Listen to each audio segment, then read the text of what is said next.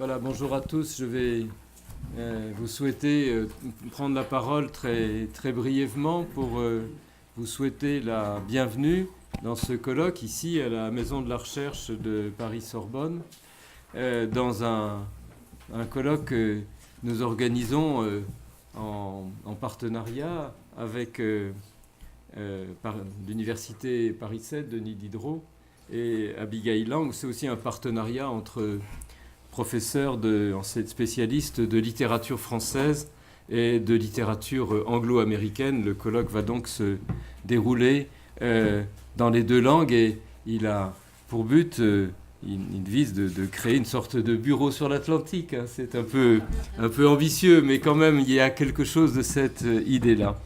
Et puis il a pour but, Céline Pardo va le dire dans une minute, il a pour but surtout de jeter les bases d'un projet à long terme qui est la constitution d'une base d'archives sonores que nous puissions utiliser, nous, universitaires, comme un outil de travail. Voilà, je le présente dans des termes très simples.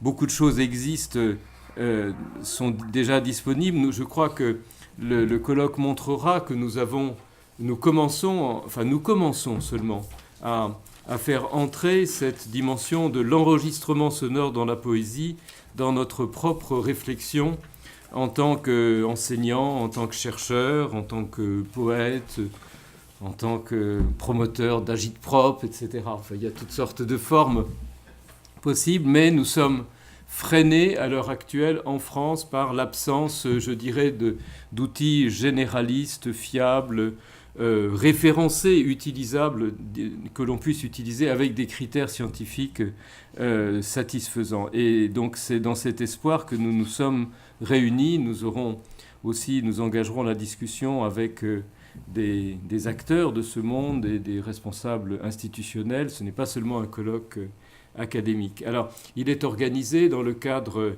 de notre côté, dans le cadre du laboratoire d'excellence Obville, Observatoire de la vie littéraire, à l'intérieur duquel nous nous sommes rencontrés en fait dans le cadre de ce programme, dans le cadre de ce laboratoire, dans un programme qui est animé par notre collègue 18e Françoise Vaquet, un programme sur l'oralisation de la littérature, oraliser la littérature. Nous allons contribuer à un volume collectif qui sera marquant, mais qui n'est pas encore écrit. Nous en avons promis chacun un chapitre. Et puis, dans le cadre de ce programme, l'élément déclenchant a été une journée d'études qui a été organisée par Abigail Lang et Jean-François Puff, qui est ici, sur les lectures de poésie d'Emmanuel Hoccart à l'ARC, au musée d'art moderne de la ville de Paris. Ça nous a fait prendre conscience de la nécessité et même de l'urgence d'un travail sur les archives. Et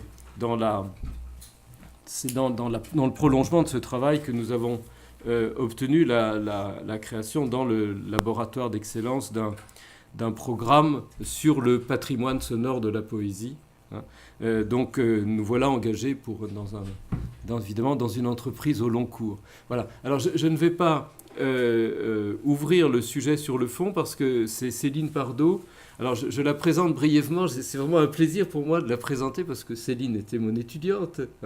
Et j'ai dirigé son mémoire, puis sa thèse de doctorat. Elle a publié son travail sur la poésie hors du livre, la poésie française dans la période de 1945 aux années 1960, hors du livre, et donc à la radio en particulier, sous forme d'enregistrement sonore.